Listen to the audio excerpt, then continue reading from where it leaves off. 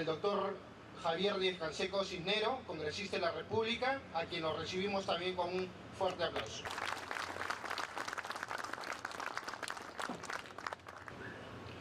Muy buenos días con todos y con todas. Es grato para mí estar aquí esta mañana discutiendo un tema que nos ha preocupado y que ha motivado acciones concretas en el Congreso.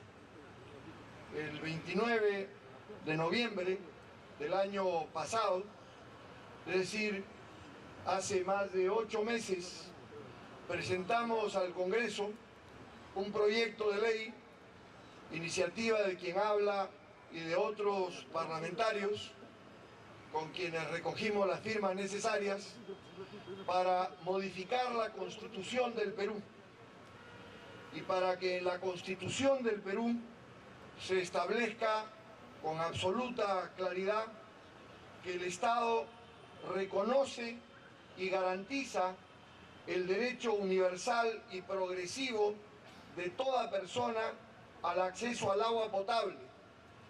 Define que el agua potable es un bien público y no un objeto de lucro, sino un bien público que es una necesidad y un derecho de las personas. Es un bien público, es un bien social, es un bien cultural y sin fines de lucro, dice el proyecto que hemos presentado de cambio constitucional. Y dice también que todas las personas tienen derecho a disponer de agua suficiente, de agua salubre, de agua aceptable, de agua accesible y de agua asequible para el uso personal y doméstico, recogiendo los conceptos de la Organización de las Naciones Unidas y de los organismos internacionales sobre la provisión del agua.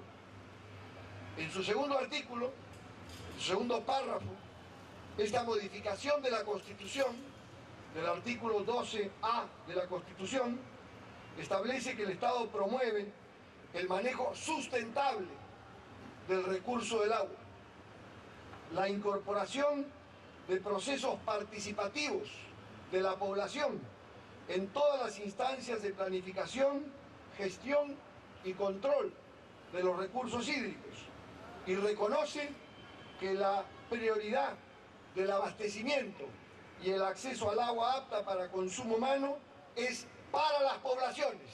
Esa es la primera prioridad, la gente, no la minería, no el oro, la gente, porque es un derecho básico a la vida. Este planteamiento está formulado desde el 29 de noviembre del año pasado al Congreso y en la Comisión de Presupuesto. 8 meses ha sido tiempo más que suficiente para que el Congreso discuta, debata y apruebe este asunto. La Constitución, para cambiarla, requiere de 2 legislaturas, no de una, de 2. Y por lo tanto, mientras más demore, más difícil será producir el cambio y más tiempo tomará.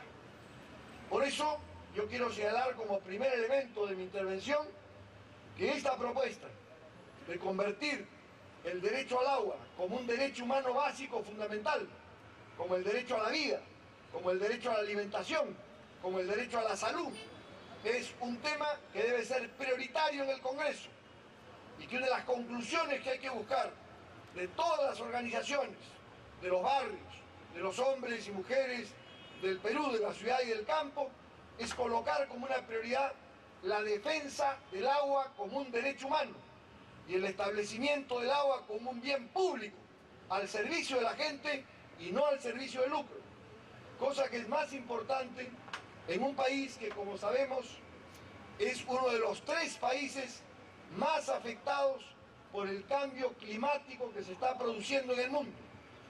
El Perú ha tenido la mala suerte de ser uno de los 3 países que más golpes va a recibir por los cambios que se están produciendo en el clima. Ustedes han visto cómo los nevados se están deshielando, y ese hielo es parte del origen de las aguas que nosotros tomamos. El hielo que se forma en la época fría y que deshiela luego es parte del abastecimiento de agua. Ustedes han visto también cómo está apareciendo crecientemente un problema de escasez del agua. Y ustedes son conscientes, como ha sido señalado por el anterior orador, que el país es un país que vive con una gran parte de su población sobre el desierto. El desierto está marcado precisamente por la falta de agua. Los peruanos no vivimos en la mayoría en la Amazonía, no vivimos en la mayoría en los Andes.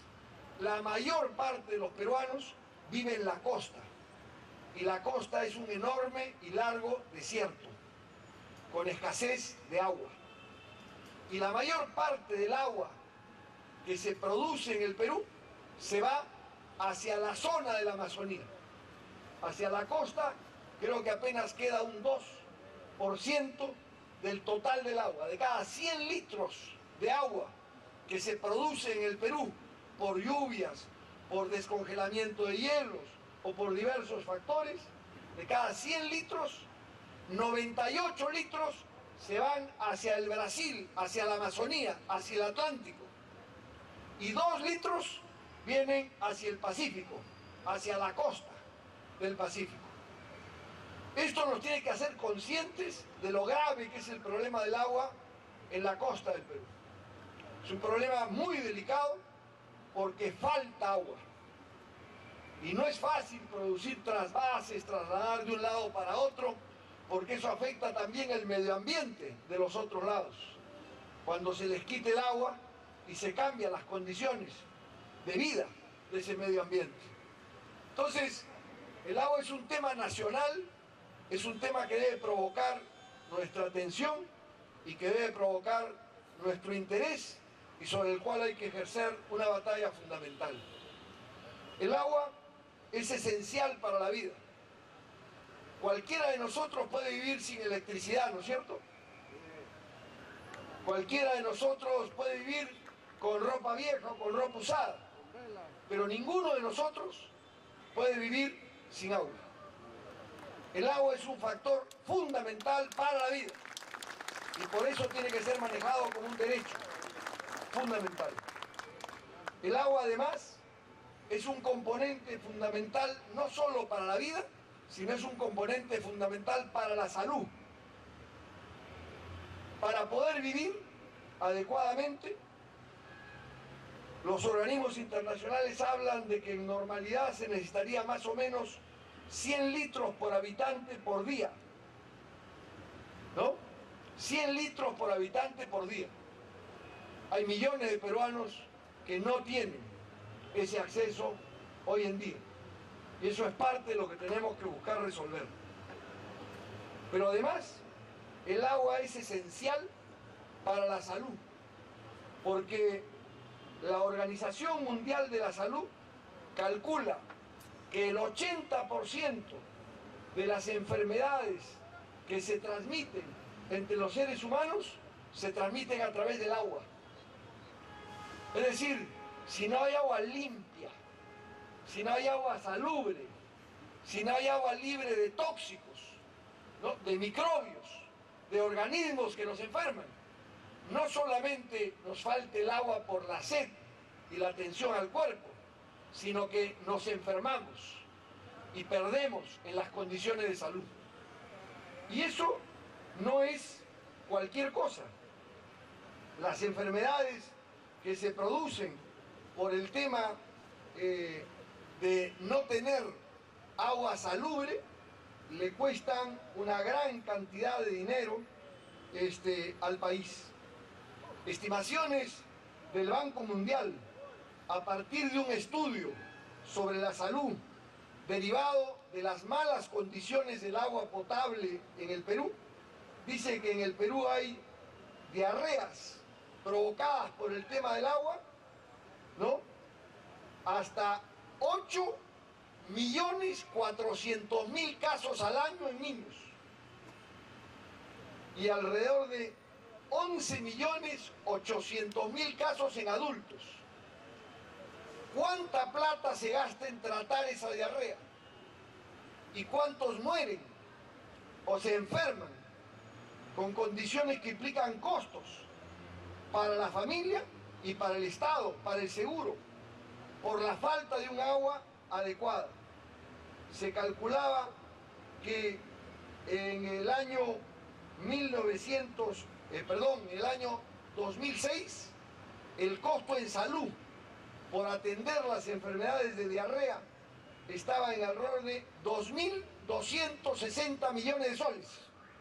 2.260 millones de soles al año se gasta para tratar enfermedades que tienen que ver con agua que no está saneada. Eso es un montón de dinero que podemos evitar gastar como Estado y como particulares si atendiéramos una inversión adecuada en el agua y una gestión eficiente, con una fiscalización concreta en este terreno para garantizar este derecho fundamental. Por lo tanto, el agua es en primer lugar un derecho humano fundamental porque es fundamental para la vida y en segundo lugar porque es fundamental para la salud. Y es un bien escaso, y por ser un bien escaso, por tratarse de un país que tiene la mayoría de su población en la costa desértica, es un país que tiene que ser administrado no con un criterio de fines de lucro, sino con un criterio de atención y respeto al derecho humano de las personas. Este es un tema que se discute en el mundo hace mucho tiempo. En el año 1995, las Naciones Unidas estableció que el acceso al agua era un derecho humano. Lo hizo en la observación número 6 del Pacto Internacional de Derechos Económicos, Sociales y Culturales de la Organización de Naciones Unidas. Ese artículo dice: las personas mayores de edad deberán tener acceso a la alimentación, agua, vivienda y vestuario de atención adecuada, mientras, mediante la provisión de ingresos, el apoyo de sus familias y la comunidad y su propia autosuficiencia. Desde 1995, las Naciones Unidas dice que es una obligación del Estado proveer este tema. Saludamos la presencia del congresista Sergio Tejada en la mesa.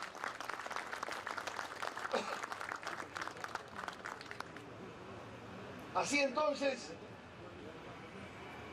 lo primero que tenemos que decir es que el agua está reconocida como un derecho humano por la Organización de las Naciones Unidas desde el año 1995. Hace rato que debía estar reconocida en la Constitución del Perú. A su vez, el año 2002, el mismo Pacto de los Derechos Económicos, Sociales y Culturales de las Naciones Unidas desarrolló la idea de que el acceso al agua es un factor fundamental para la buena salud.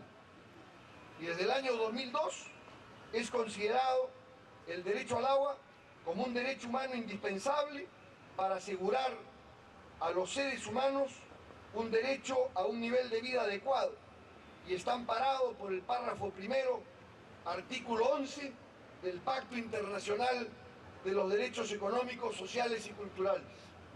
Es decir, comenzó en 1995 y continuó ahondándose estos conceptos en el año 2002. El mismo Comité de Derechos Económicos, Sociales y Culturales y el relator especial de Naciones Unidas sobre estos derechos económicos, sociales y culturales y la promoción del ejercicio al derecho de disponer de agua potable han hecho énfasis en que el agua constituye un bien público fundamental para la vida y para la salud. Por lo tanto, es un bien social y cultural y no fundamentalmente un bien económico y un objeto de lucro. Por otro lado, desde 1981, hace 31 años, la Convención sobre la eliminación de todas las formas de discriminación contra la mujer estableció en el artículo 14, párrafo 2, que los estados que han firmado la convención, y el Perú ha firmado la convención sobre eliminación de toda forma de discriminación contra la mujer, los estados que han firmado, se obligan a asegurar a las mujeres el derecho a, comillas, gozar condiciones de vida adecuadas, particularmente en la esfera del abastecimiento del agua. Desde 1981, el Estado está obligado a garantizar ese acceso a las mujeres, el derecho del abastecimiento del agua. Y 2 meses más tarde, en noviembre del año 1981, se adoptó la Convención sobre los Derechos del Niño. Y la Convención sobre los Derechos del Niño, en su artículo 24, vuelve a decir que hay que desarrollar la lucha contra las enfermedades y la malnutrición mediante, comillas, el suministro de alimentos nutritivos adecuados y el agua potable saludable. 31 años tienen estas declaraciones, como una obligación que corresponde a los estados firmantes cumplir, llevar adelante.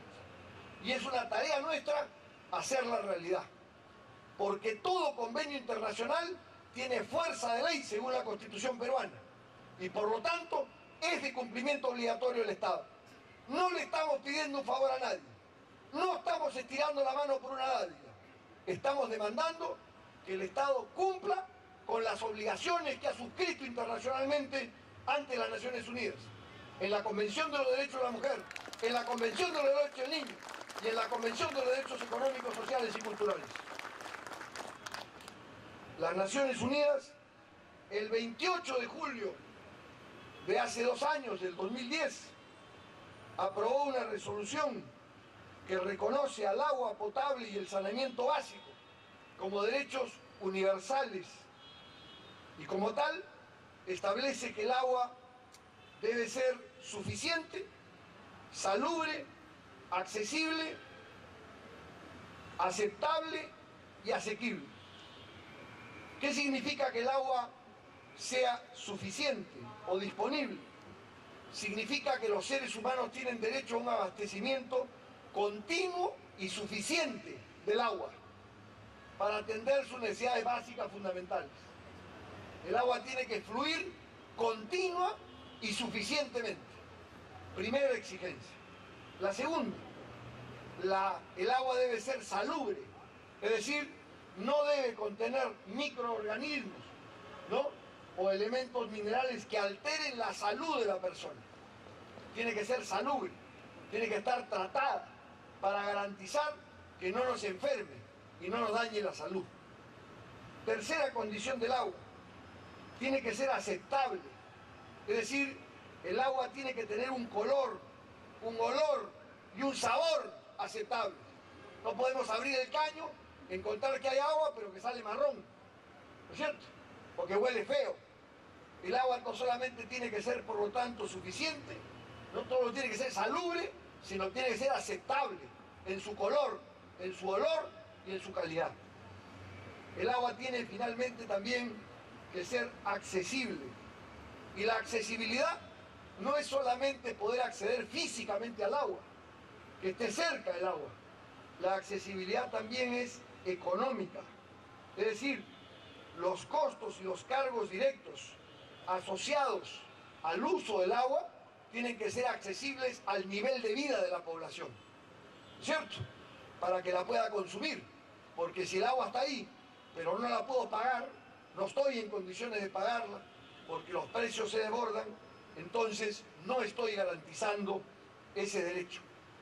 El agua debe ser también accesible porque no puede discriminar a sectores de la población del acceso al agua. No le puede decir a unos, a ti te doy y a ti no te doy. Tiene que dársela a todos. Es un derecho universal. Y finalmente, para que el agua sea accesible, hay que tener también acceso a la información. Es decir, derecho a solicitar, a recibir y a difundir información sobre cuestiones del agua. Porque si uno no conoce el problema, ¿cómo busca soluciones al problema? Y para conocer el problema hay que tener transparencia, en la información.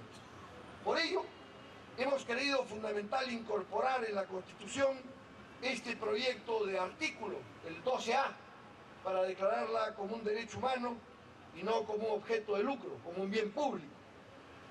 Y esto es algo en que nos han antecedido otros países de América Latina.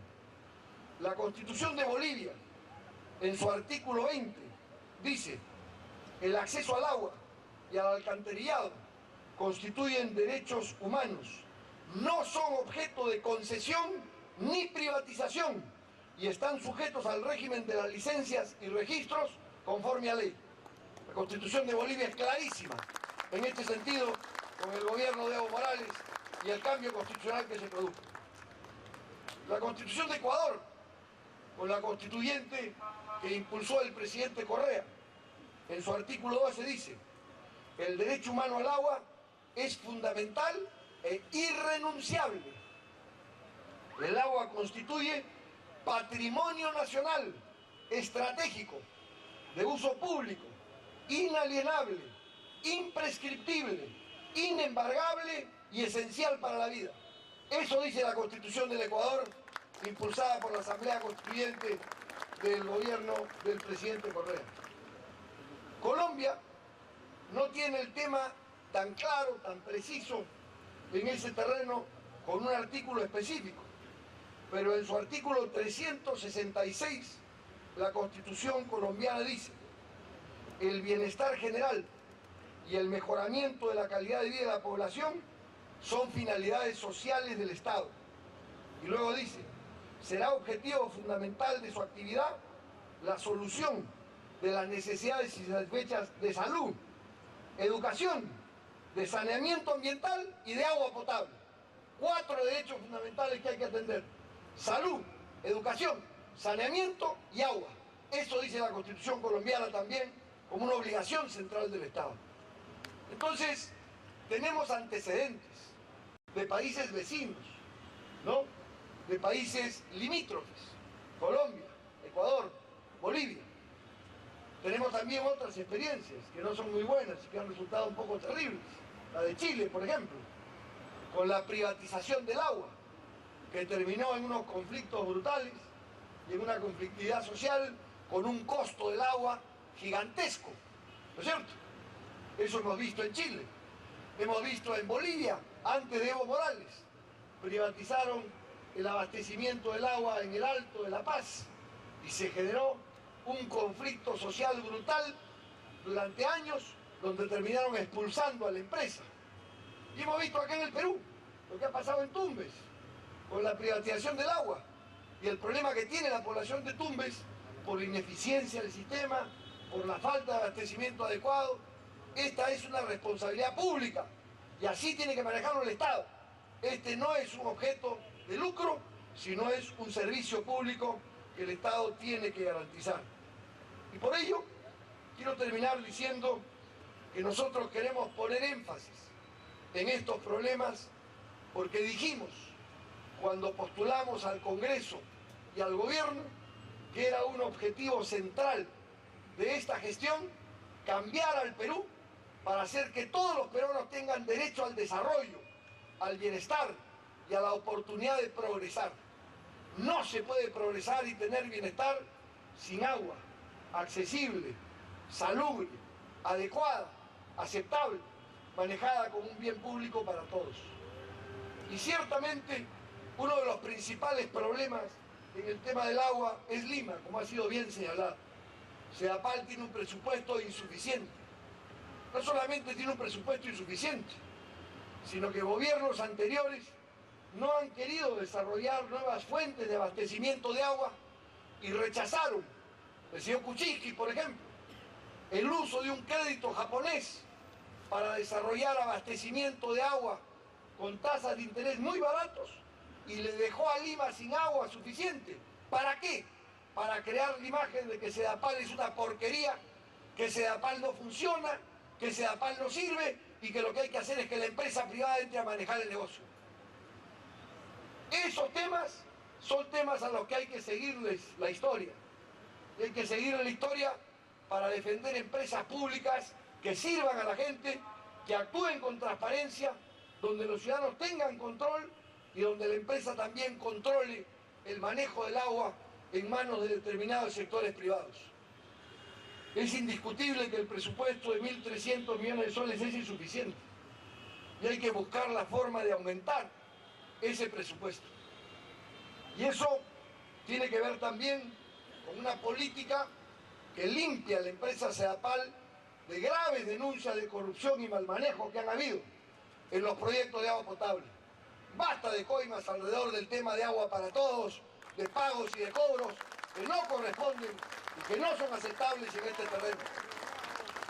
Y es sin duda una gran responsabilidad la que tiene la comisión que preside el congresista Sergio Tejada, de investigar las graves denuncias que hay sobre el tema de corrupción, y esperamos que ustedes, como usuarios y también como trabajadores y funcionarios, puedan aportar documentos e información para que los responsables de coimear y de lucrar con la sed y la necesidad del pueblo vayan a la cárcel, sean castigados y respondan por sus delitos.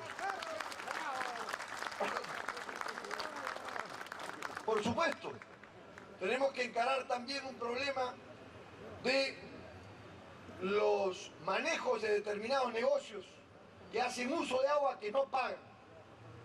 Sedapal necesita tener un equipo de inspectores con atribuciones adecuadas para hacer visitas inopinadas, sin aviso, a fábricas y empresas que tienen condiciones de conexión clandestina y no pagan lo que corresponde. Yo tengo informes de minas que tienen autorización para hacer uso como 100 y botan desechos como 400. ¿De dónde salen los otros 300? Si solo tienen derecho a consumir 100. ¿Cómo pueden terminar votando 400? Porque evidentemente está entrando ilegalmente ese uso del agua. Eso mismo pasa con empresas industriales que usan agua con condiciones clandestinas. Y eso no puede ser. Eso tiene que ser cubierto y tiene que ser pagado. Y tiene que ser además racionalizado. Y nosotros mismos tenemos que ser conscientes que no podemos botar aguas servidas al río, que no podemos botar basura al río, porque estamos contaminando la fuente de nuestra agua. Entonces cada vez el agua baja más sucia, baja con más minerales, baja con más microbios, con más microorganismos. Y eso lo único que hace es encarecer el tratamiento del agua, desperdiciar el agua y promover la enfermedad en nuestras propias familias. Tenemos que tener una cultura de no tirar la basura ni a la calle ni al río, de no botar aguas servidas, de exigirle a los municipios que tiendan redes de saneamiento. Basta de palacios municipales gigantescos ahí donde no hay agua y desagüe. La prioridad tiene que ser el agua y desagüe, no el salón consistorial de la municipalidad para colocarle la medalla al primer político que aparece en ese evento. Hay que poner prioridad frente a los problemas. Claro, mucha gente no ve el agua, la da por sentada, abre el caño y sale agua. No, como saben bien, es bien complicado dotar de agua. Y hay muchas cosas que no se ven, pero que son mucho más valiosas de lo que se ve. Y el agua es uno de esos elementos fundamentales. Y es también un elemento central, el que ha sido mencionado, el saneamiento. Porque si yo uso el agua, pero el agua servida y contaminada, la boto en cualquier lado, ese es un foco de enfermedad. Agua y desagüe tienen que ir juntos, para que haya salud, para que haya condiciones de vida. Y eso implica una fuerte inversión. Y porque implica una fuerte inversión, implica recursos del Estado. Y si el Estado no tiene los recursos suficientes, entonces que aplique una reforma tributaria, que haga que los que ganan más paguen más, y que los peruanos, hombres y mujeres, tengan derecho a la vida. Tengan derecho a la vida a través del agua y del saneamiento. Y que inviertan en una empresa pública que tenga la solidez y la consistencia suficiente, que tenga el control ciudadano para cautelar que se maneje correctamente y que tenga, por supuesto, la capacidad de atender las necesidades que tenemos hoy en el Perú. El agua es vida, es hoy uno de los principales objetivos de lucha de numerosos pueblos sociales, organizaciones sociales en todo el país, que están peleando por defender el agua, por mantener su pureza, por priorizar su consumo por los seres humanos y por la agricultura, y por atender un desarrollo que nos permita a todos oportunidades y bienestar. Ese es el objetivo de la reforma constitucional que hemos presentado ante el Congreso de la República, que esté en la Comisión de Constitución y que creemos que debiera ser una de las conclusiones de este certamen, el llamar a la mesa directiva del Congreso de la República a que este proyecto sea debatido, sea dictaminado y sea votado, para que se convierta en una obligación formal del Estado y para que el Estado le asigne los recursos necesarios para poder sacarlo adelante y para fortalecer empresas como SEAPA. Muchísimas gracias a todas y a todos ustedes, y si no hay otra oportunidad, las mejores fiestas patrias este 28 de julio, en la esperanza de que podamos retomar los caminos de cambio y de transformación, por lo que la mayoría de los peruanos hemos pronunciado con nuestro voto y con nuestra opinión el año pasado, y que debe ser el esfuerzo de construir un Perú para todos, lo que significa también un Perú con agua para todos. Muchas gracias.